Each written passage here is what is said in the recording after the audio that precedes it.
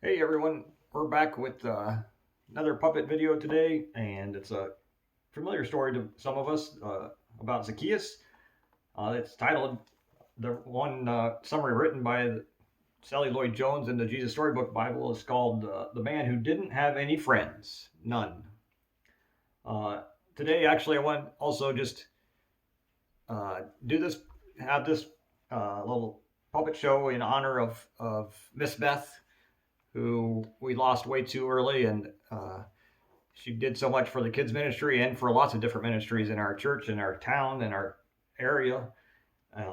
She lived out this story, obviously, actually in a real way, loving people that other people didn't always want to spend time with or love as much. So we miss her, and we're thinking of her family, and Glenn. So this one's for her, and hope you enjoy. There was once a man who didn't have any friends. None. Do you have any friends? Well, of course you do, but not Zacchaeus.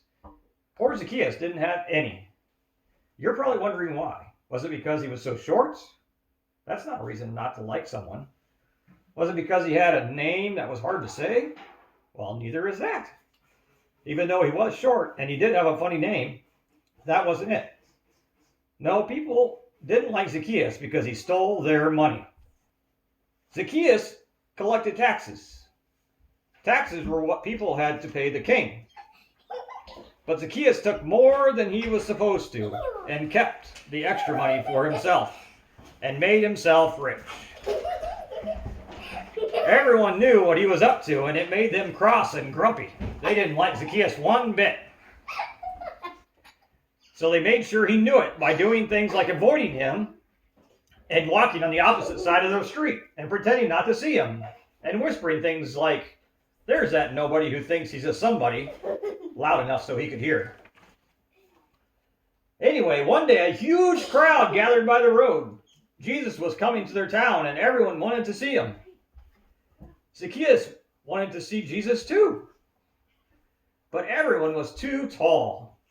He tried jumping up and down, but that didn't work. He couldn't see a thing. Luckily, Zacchaeus had a good idea. "I'll climb that sycamore tree," he said. So he did. He was surprisingly good at climbing trees for a man who was so unusually short that he had to take a flying leap just to get into his chair in the morning. From the tree, Zacchaeus had the perfect view all the way down the road. Another minute, and suddenly Jesus was at the tree. He stopped and looked up. Zacchaeus saw Jesus, and Jesus saw Zacchaeus. "Zacchaeus," Jesus said, "I'd like to come over to your house." Zacchaeus almost fell out of the tree.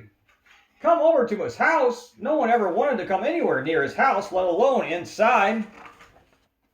The people saw this, and needless to say, it made them even crosser and grumpier than usual. They mumbled and murmured and muttered, "Why is Jesus being kind to that big sinner? Doesn't Jesus know about him?" Zacchaeus scrambled down and took Jesus to his house. He was in a big hurry because he didn't want Jesus to change his mind. Perhaps Jesus hadn't heard about him. Perhaps Jesus didn't know about how he had been stealing and how no one liked him and how he didn't have any friends. But Jesus knew. He knew all about Zacchaeus and the stealing and everything, and he still loved him.